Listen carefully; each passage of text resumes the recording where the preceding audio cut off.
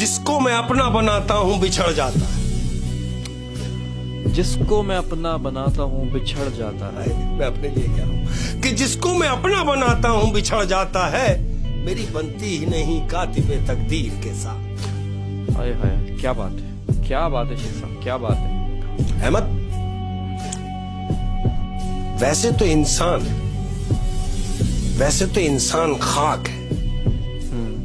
खाक से बने हुए ना हम लोग। खाक। वैसे तो इंसान खाक है, मगर ये लफ्जों में आग लिए फिरता है।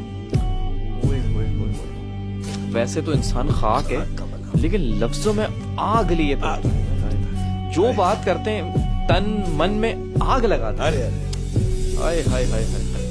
और कह रहा हूं अहमद, हाय देखो क्या बात है यार, कि जहर की भी जरूरत नहीं पड़ेगी। जहर की जरूरत भी नहीं पड़ेगी।